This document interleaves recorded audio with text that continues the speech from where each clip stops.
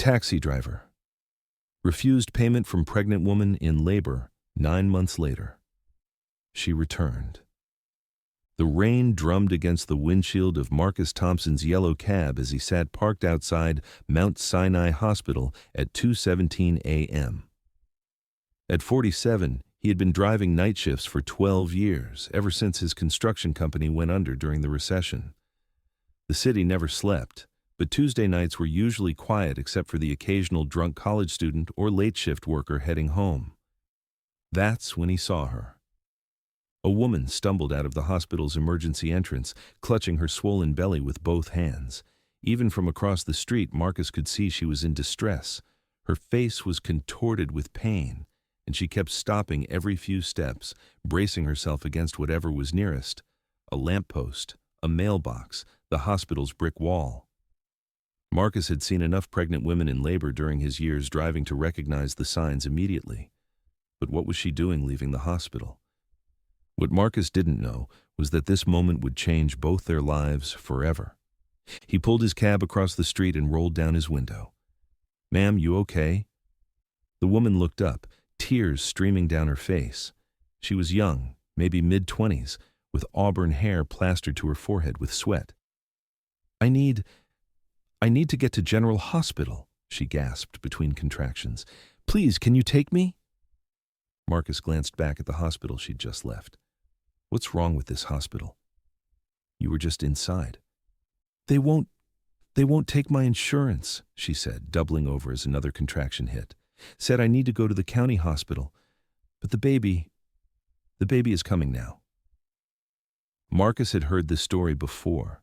Insurance complications, patients being transferred between hospitals while insurance companies and administrators argued over who would pay.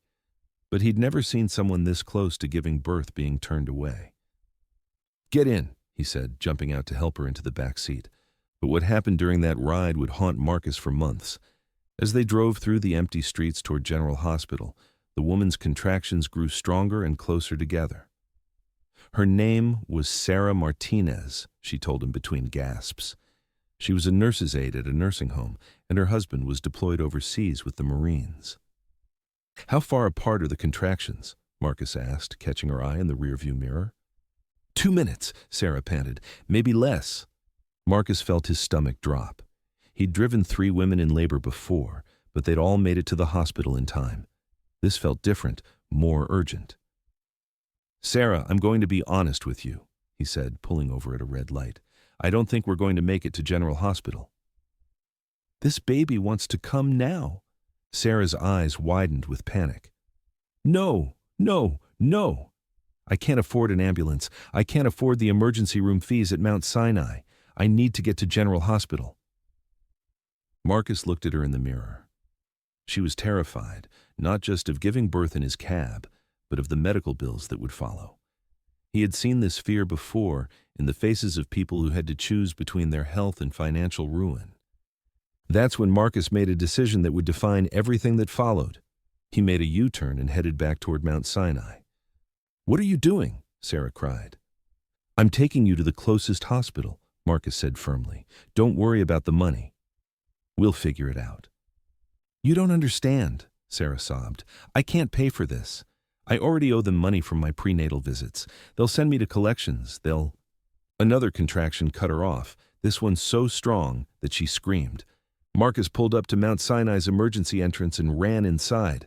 "I need help," he shouted. "Woman in labor in my cab." The medical team rushed out with a wheelchair, and within minutes, Sarah was whisked into the maternity ward.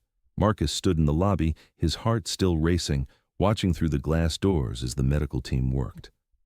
45 minutes later, a nurse approached him with news that made his heart swell.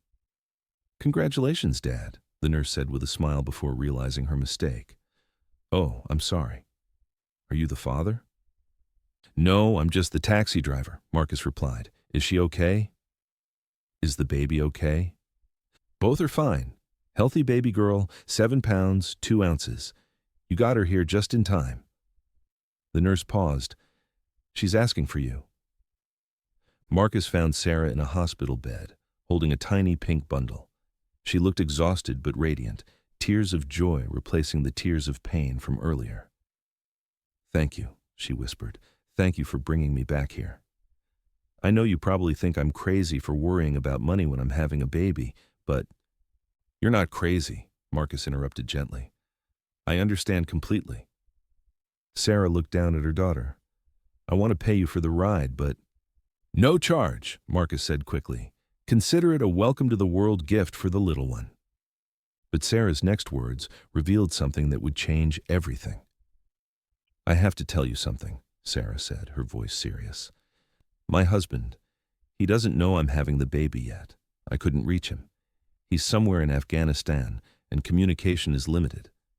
But when he gets back—" She paused. "He's going to want to thank you properly." Marcus waved dismissively. "Just take care of that beautiful baby. That's thanks enough." As he walked back to his cab, Marcus felt something he hadn't experienced in years: purpose. He had made a real difference in someone's life tonight, not just by driving them from point A to point B, but by making a choice to put humanity over profit. 9 months later, everything changed. Marcus was parked in the same spot outside Mount Sinai, eating a late dinner from a food truck, when someone tapped on his passenger window. He looked up to see a woman with auburn hair holding a baby carrier. It took him a moment to recognize Sarah. She looked healthy, well-rested, and was smiling broadly. "Sarah," he said, rolling down his window. "I've been looking for you for weeks," she said. "I remembered you said you worked nights, and someone at the hospital told me you usually park here around this time." "How's the baby?" Marcus asked, peering into the carrier at a chubby-cheeked infant with bright eyes. "She's perfect." "Her name is Marcella," Sarah said with a meaningful look, "named after the man who helped bring her into this world." Marcus felt his throat tighten. "You named her after me?" "Marcus, there's someone I want you to meet," Sarah said, stepping aside. Behind her stood a man in military uniform, tall and broad-shouldered, with kind eyes and Sarah's same warm smile. "This is my husband, David Martinez." David stepped forward and extended his hand. "Mr. Thompson, I've heard a lot about you." What David said next left Marcus speechless. "Sarah told me what you did that night, how you brought her back to the hospital when she was worried about money, how you refused payment." David's voice was thick with emotion. "I want you to know that while I was overseas, knowing that there were people like you looking out for my family, it meant everything." Marcus shook his hand, still processing the moment. "I just did what anyone would do." "No," David said firmly. "Not everyone would do that. Not everyone would turn around and go back to the more expensive hospital. Not everyone would refuse payment from someone who clearly needed help." Sarah stepped forward. "David, tell him." David smiled. "Mr. Thompson, I don't know if you're aware, but I'm not just a Marine. I'm also a partner in Martinez and Associates Medical Group. We own 3 hospitals in the city, including General Hospital." Marcus blinked, not understanding the significance. Then David explained, and Marcus's world turned upside down. "When Sarah told me about that night, about how the insurance complications nearly prevented her from getting care, about how you stepped in, it made me realize something was broken in our system." David's voice grew stronger. "So I've been working on a solution." He handed Marcus a business card and a manila envelope. "We're starting a program called the Good Samaritan Transportation Network. We partner with taxi and rideshare drivers to provide emergency transportation for people who can't afford ambulances or who are caught between insurance coverage gaps." Marcus opened the envelope. Inside was a contract and a check for $50,000. "What is this?" Marcus asked, his hands shaking. "It's a signing bonus," David explained. "We want you to be our first partner driver. You'll respond to emergency calls from hospitals and clinics, transport people who need help, and we'll pay you 3 times the normal taxi rate, plus health insurance, retirement benefits, and a guaranteed monthly minimum." Sarah bounced baby Marcella gently. "It's our way of saying thank you, and also our way of making sure other people get the same kindness you showed us." Marcus stared at the check, unable to process what was happening. "I don't understand," he said finally. "You're offering me a job because I gave someone a free taxi ride?" David laughed. "Marcus, You didn't just give Sarah a free ride. You made a choice to prioritize her health over your profit. You made a decision to be kind when you could have just driven away. That's exactly the kind of person we want representing our program. Plus, Sarah added with a grin, Marcella is going to need someone to drive her to school someday. We figured her namesake should get the job. Marcus looked down at the baby, who was staring up at him with wide, curious eyes. 9 months ago, he had helped bring this little girl into the world. Now, her parents were offering to change his life. The emotion overwhelmed him. I don't know what to say, Marcus whispered, wiping tears from his eyes. Say yes, David replied. Say you'll help us help other people the way you helped Sarah. Marcus thought about all the nights he'd sat in his cab waiting for fares, watching people struggle with problems he couldn't solve. Insurance issues, medical bills, transportation barriers that kept people from getting the care they needed. What if he could be part of the solution instead of just a witness to the problem? Yes, he said, his voice stronger now. Yes, I'll do it. 1 year later, Marcus stood in front of a room full of taxi drivers, paramedics, and hospital administrators. The Good Samaritan Transportation Network had grown beyond anyone's expectations. They now had partnerships with 47 drivers across the city, had transported over 2,000 people in medical emergencies, and had saved families an estimated $3.2 million in ambulance fees and transportation costs. Marcus had been promoted to program director, overseeing the network of drivers and coordinating with hospitals throughout the region. His own life had transformed completely. He had health insurance for the first time in years, a steady income, and work that felt meaningful.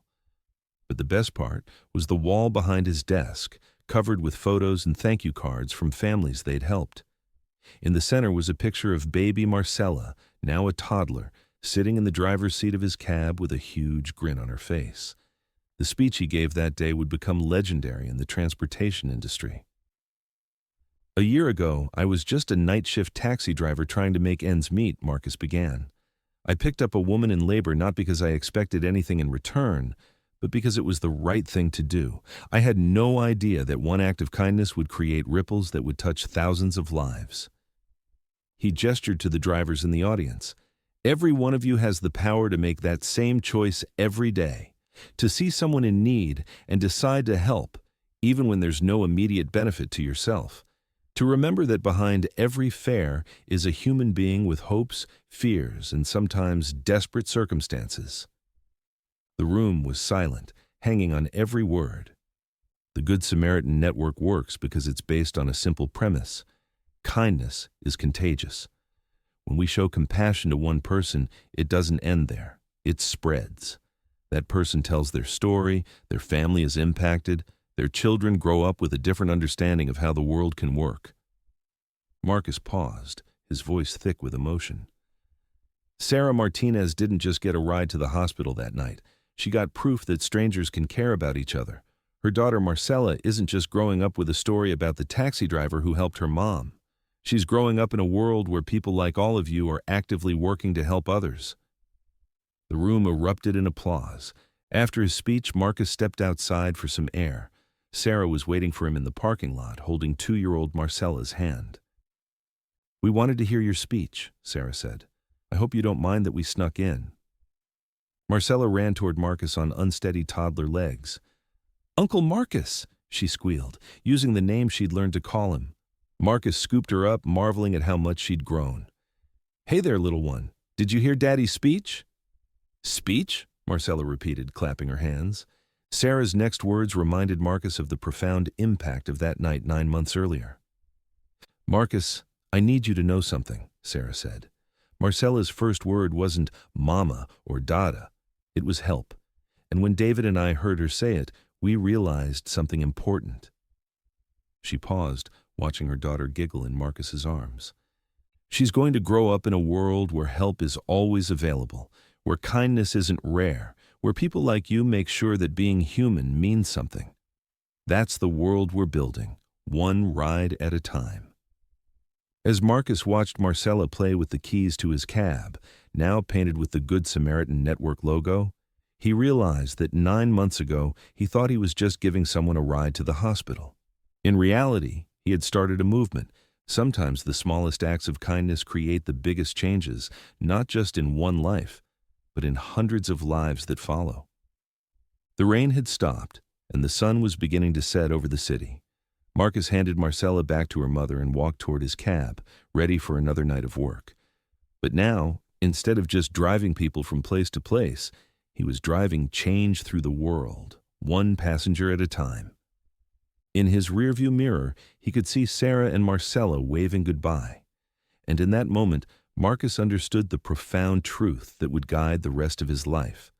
We never know when a single act of kindness will become the first domino in a chain reaction of good that extends far beyond anything we could ever imagine.